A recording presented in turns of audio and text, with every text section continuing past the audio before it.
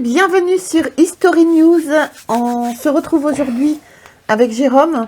Ça y est, on reprend enfin les History News après beaucoup de demandes des abonnés.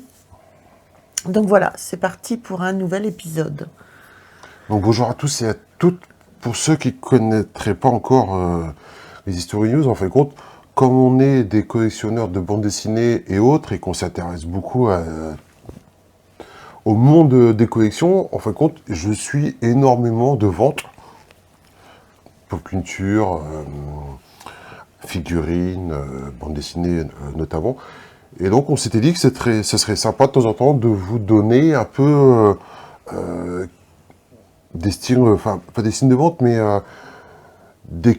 des ventes qui ont lieu pour que vous ayez une idée des prix que peut avoir certaines pièces de votre collection. Oui. Donc, de la curiosité, à tout va. On commence ? Oui. Astérix Légionnaire, édition originale de 1967, exemplaire superbe, proche de l'état neuf, très très rare dans cet état.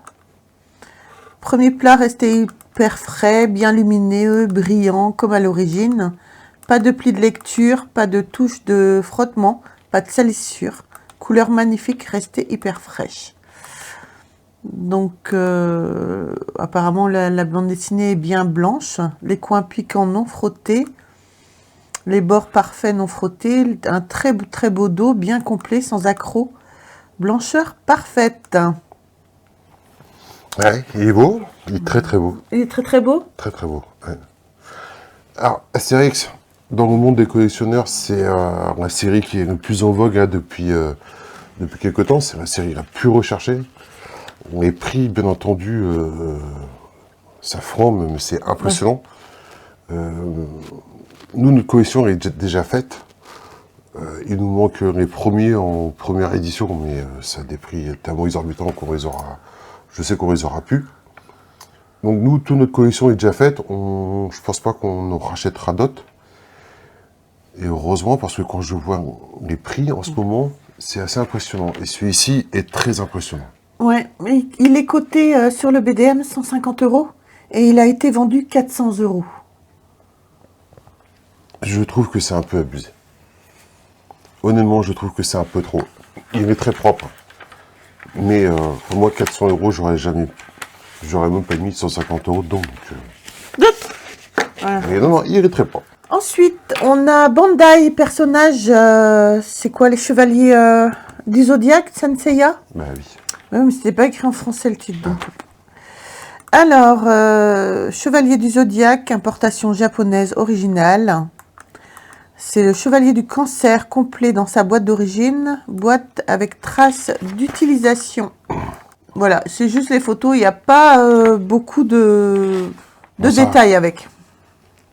Bon, ça, après, ceux qui sont fans, ceux qui sont à un certain âge, on va dire maintenant, ou ceux qui sont fans de l'univers des mangas, qui connaissent ce genre de figurines.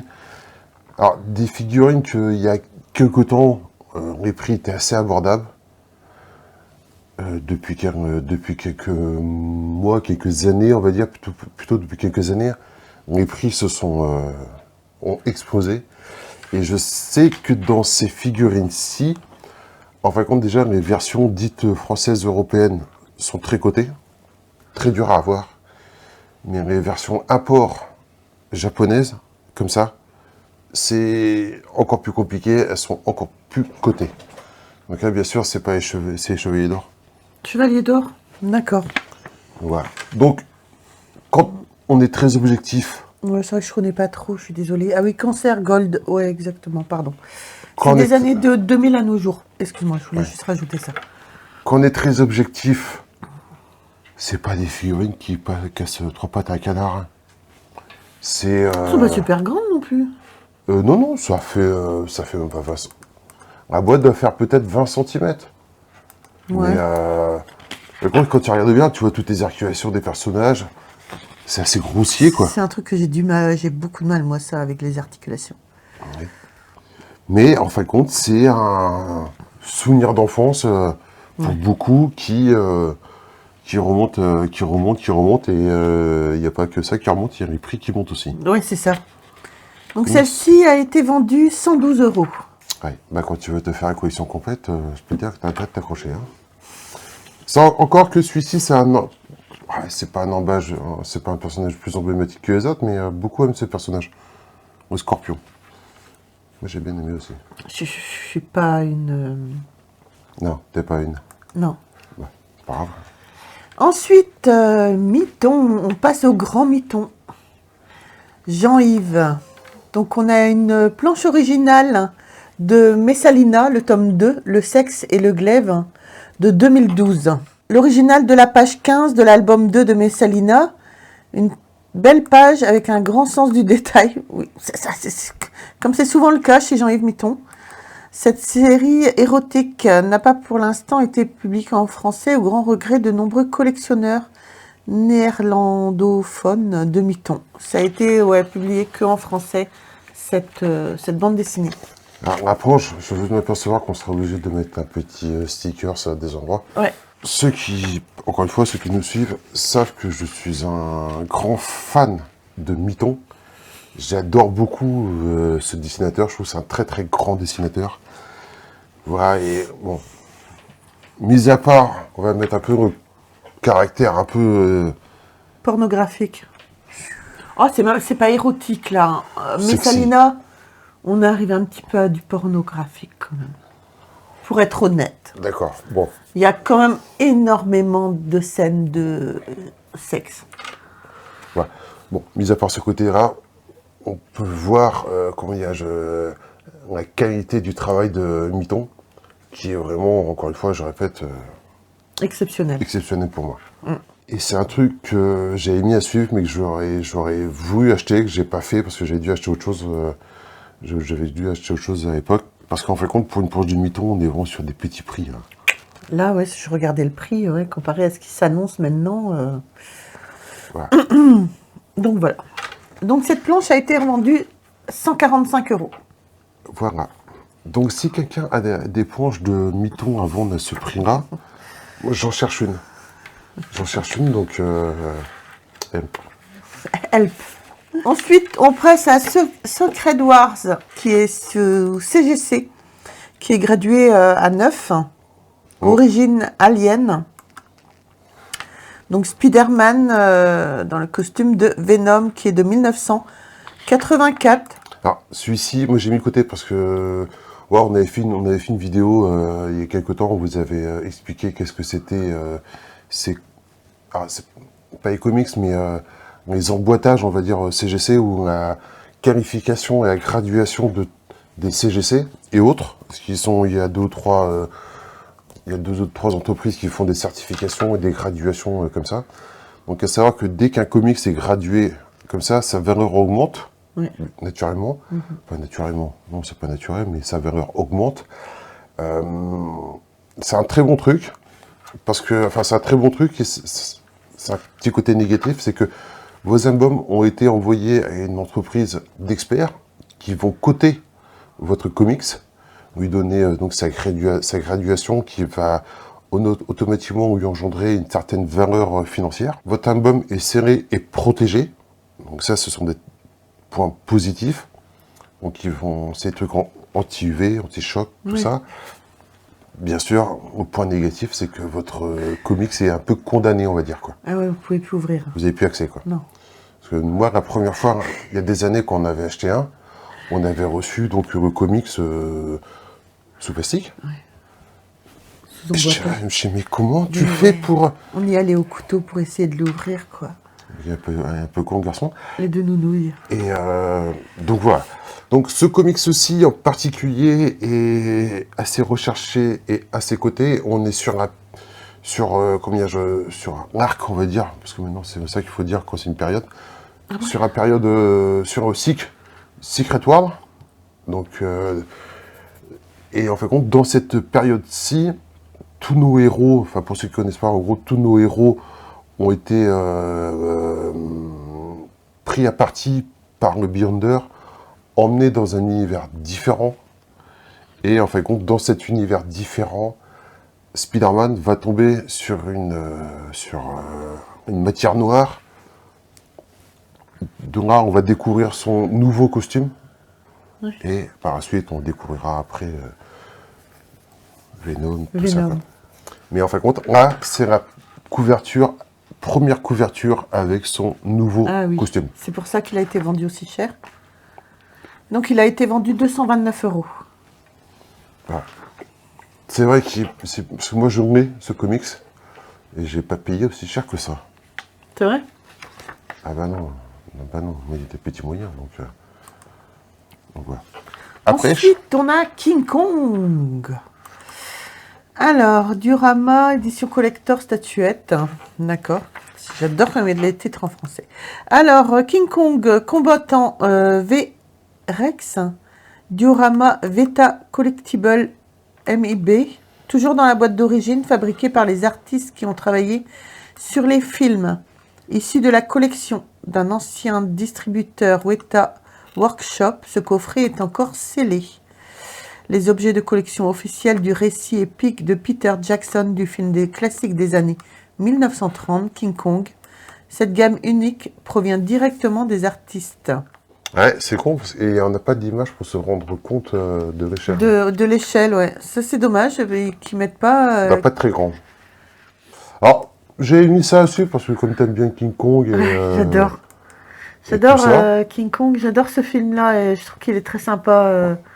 Le combat, tout ça, j'aime beaucoup, moi, ça. Donc voilà, alors, dans l'univers des figurines, il y a... À boire et à manger. À boire et à manger. Petite parenthèse, si vous aimez bien les figurines, si vous aimez bien King Kong, allez sur la chaîne de Virtual Devil, de Samuel. Essayez de retrouver, il a reçu un buste King Kong il y a quelques temps. Enfin, moi j'ai vu la vidéo il y a quelques temps parce qu'on est mort. La vidéo est très sympa. Il est très très très content d'avoir reçu son buste de King Kong.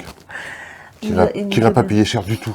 Elle nous a bien fait rire cette vidéo. Je vous mettrai peut-être à la fin de la vidéo cette vidéo-là de Samuel pour que vous puissiez cliquer dessus. C'est très sympa, la vidéo était très... En plus, il n'a pas payé ça cher du tout. Du tout. Quand on voit la colère de Samuel, ça nous a bien fait rire. On n'aurait pas aimé être à sa place, mais ça nous a bien fait marrer quand même. Regardez la dent qu'elle a. Regardez bien, vous la voyez la dent qu'elle a. Le problème qu'il y a, c'est qu'elle va par-dessus la lèvre. Sur le prototype, qu'on va reprendre, qui est ici. La dent, je vous le mets en gros plan aussi, vous le verrez bien. La dent, elle va par-dessus la lèvre. Ok? Eh bien moi, sur mon buste, la dent, elle rentrait dans la lèvre. Et comme ça rentrait pas bien, qu'est-ce qu'ils ont fait, Prime One Studio, ou l'usine de Prime One? Ben, ils ont pris un sécateur et ils m'ont coupé la lèvre. Ils m'ont carrément coupé le silicone de la lèvre pour faire passer la dent. Mais pas comme le prototype, parce que le prototype, la lèvre, elle est un petit peu coupée pour laisser la dent fitter dedans. Mais ça fit tellement parfaitement qu'on a l'impression que la dent, elle est par devant comme ça. D'accord, les gars? Là, il y a un doigt entre la dent et entre ma lèvre. J'ai un trou, les gars, où je vois le jour entre ma dent et entre ma lèvre. Ils m'ont coupé ça au ciseau. Mais allez vous faire foutre, Prime One Studio. À quel moment vous me faites ça? Vous me ruinez le buste, hein, parce que c'est pas genre 3 poils qui manquent dans la nuque et je vais râler. Oh merde, il y a une touffe de poils en moins. Oh, c'est pas bien. Non, non, là, c'est en plein faciès. Kong, il a pas de cicatrice à la lèvre. Je vous mets un visuel là devant, regardez. La même pose, avec le même grognement. Kong, il a pas de cicatrice. Il a juste la dent qui revient par devant la lèvre. Donc, vu que ça ne fitait pas et que la lèvre gênait avec la dent, ben, ils me l'ont coupé. Ils me l'ont coupé. Ils m'ont défiguré. Ils m'ont fait un bec de lièvre à mon Kong pour faire passer la putain de dent. Et moi, j'accepte ça. 4000 balles. 4000 balles le buste. Bon, et pour revenir à Sensi, donc apparemment c'est une figurine style résine, en résine. Alors, je trouve pas que les photos soient très Avantageuse. Hein. Détaillées, tout ça. On a du mal à se rendre compte. Ouais. Voilà, moi j'ai mis ça de côté pour te faire plaisir. Je connaissais pas du tout. Je pense pas que ce soit un truc qui ait marché plus que ça, que ce soit une grosse production.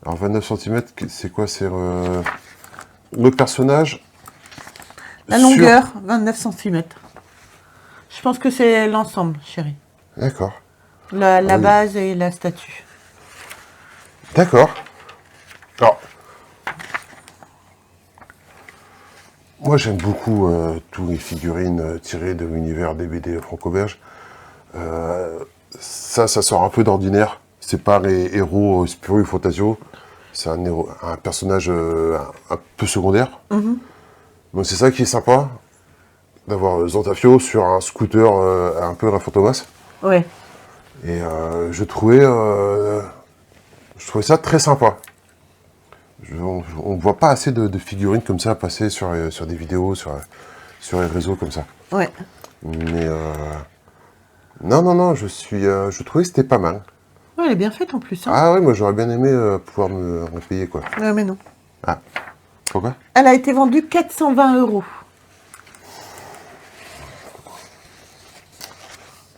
C'est le prix, hein, Ma pauvre Lucette. ma pauvre Lucette.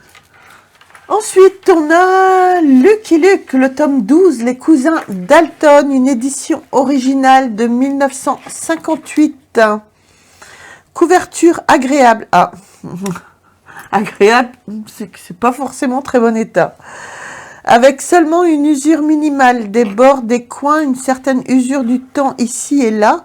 Dos très agréable, petite déchirure en haut à droite, c'est ça, c'est agréable en fait. La colonne vertébrale est intacte, une colonne vertébrale Oui, la tranche quoi. est intacte avec seulement quelques traces d'usure près des deux coins. Intérieur très agréable aussi. Petite déchirure au bas de la page de garde, sinon aucun dommage. À part tout ça, il n'y a aucun dommage. Écrit en rien, d'accord. Et couleur encore fraîche. Alors, Il n'est pas en bon état.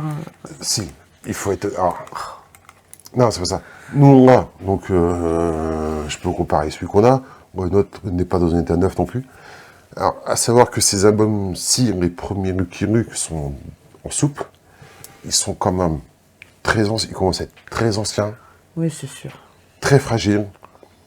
Et je vous garantis que d'avoir, ne serait-ce que parmi les 30 premiers des albums en état neuf, ça devient quasi impossible.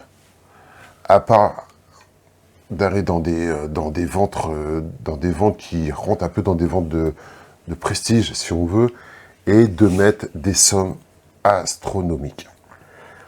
Celui-là, on peut considérer qu'il est dans un bon état. Il n'est pas en très bon état, Non, il n'est non. pas en excellent état, Non, non. il n'est pas comme neuf, il est en bon état. Je considère que quelqu'un qui, comme nous, collectionne des éditions originales,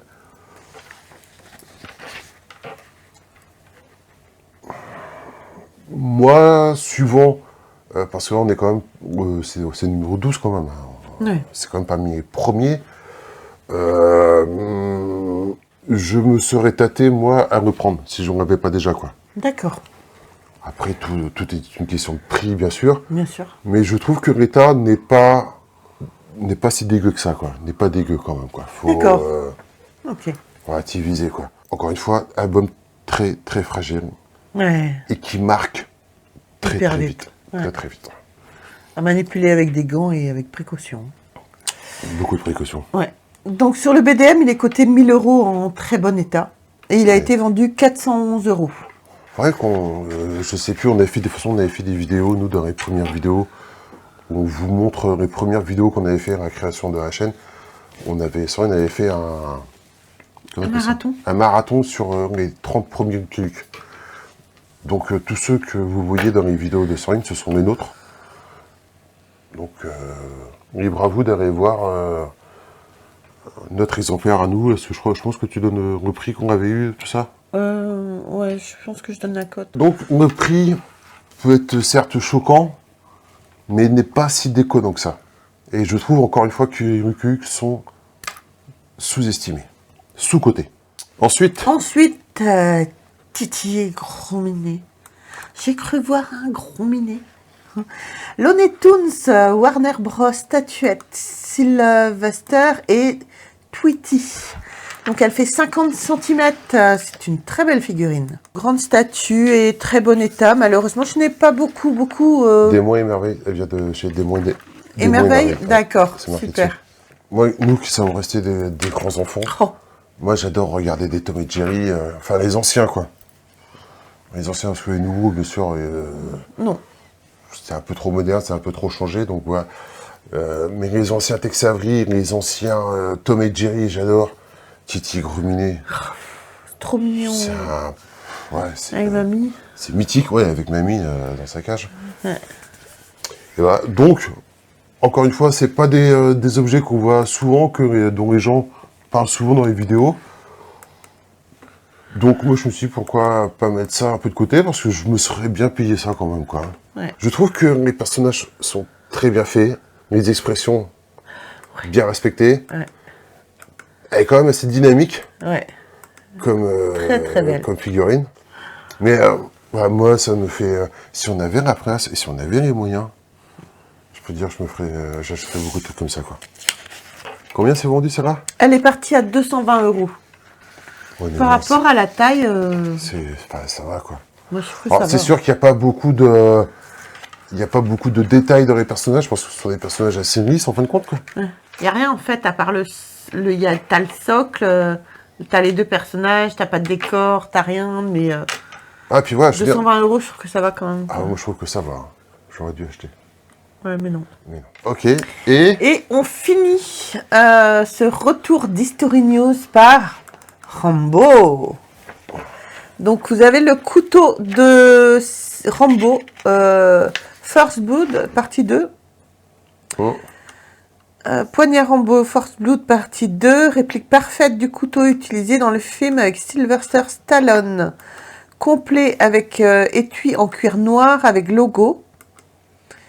Logo Rambo 2 sur lame d'acier 440 avec le dessus dentelé.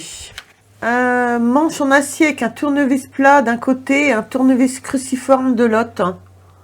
Moisette. Fond du poignard avec poinçon en acier. Poignard en métal recouvert d'un cordon noir. Donc à l'intérieur de le poignard, il comprend quand même le kit de survie. Hein, parce qu'il faut bien que Rambo il se rafistole quand même. Vous avez 4 matchs anti-vent. 4 quoi? Match anti-vent. Ah. Du fil de pêche. Des pansements. Une boussole. Donc la dimension du couteau, c'est une lame de 25 cm sur un total de 40 cm. Lame jamais utilisée. Oh non. Oh non. Ah mais j'espère bien mec que t'as jamais utilisé la lame.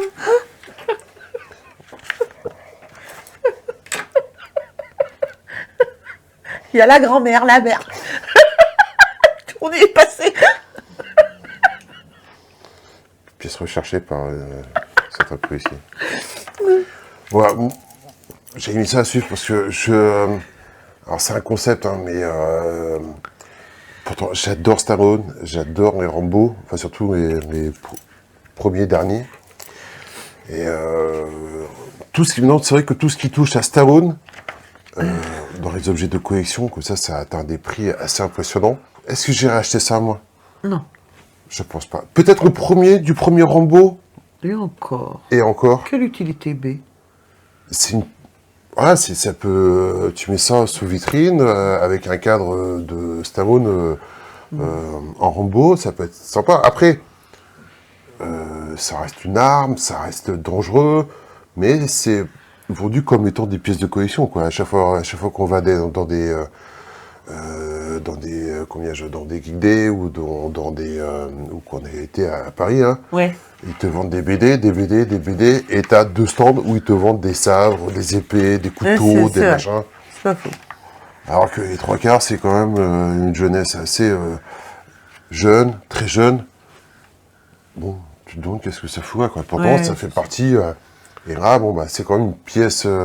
ça rentre parmi les pièces mythiques d'un film, d'une franchise mythique. C'est sûr. Voilà. Puis moi, ça me fait toujours délirer quand je vois des mecs qui ont ça, parce que je me souviens, il y a longtemps, quand j'avais fait mon service militaire, Tu joues à Rambo? déjà, on jouait à Rambo, mais pendant mon service militaire, on était parti dans le sud de la France en déplacement, en campagne, si on peut dire. Et bien que moi, je ne faisais pas partie, moi j'étais à part, moi j'étais un peu bloqué, quoi. En fin de compte, on a fait tout le trajet en camion militaire. Et on faisait des pauses, tout ça. Et à un moment, on s'arrête pour déjeuner, à midi, sur une aire de repos, quoi. Et en fin de compte, il me manquait un couteau, quoi. Pour couper, je sais plus quoi, quoi. Et là, t'as un des mecs avec qui j'étais, le mec qui regarde, il fait ça, tiens.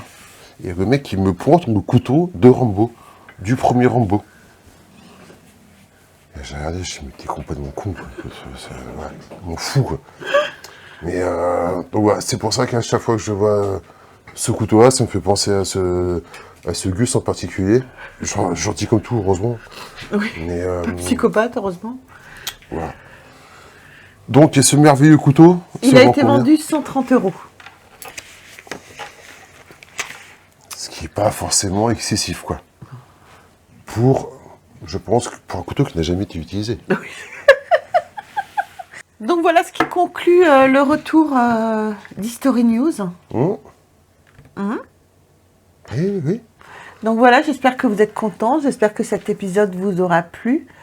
N'hésitez pas à vous abonner, à liker, à nous dire si vous avez les objets de collection qu'on vous a présentés. N'hésitez pas à partager sur le groupe Facebook, le monde de la bande dessinée ou History BD.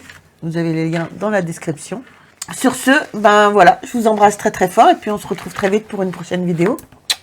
Bye. Au revoir.